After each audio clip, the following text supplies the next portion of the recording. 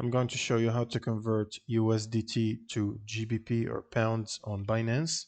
So first you want to open up the app and click on the trade button at the bottom. And then you want to switch from the top to the convert tab. Now you should see there is a from and to. In the from you want to select USDT or whatever currency you have. And once you select it, you want to go to the to box and click on it.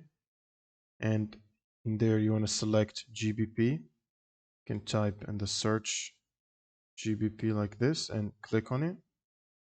Now all you need to do is simply specify the amount next to the USDT, for example 50, or you can press the max button to basically select everything and convert it into GBP. And then you want to click on the preview button and just confirm here if you have enough funds to transfer to GBP.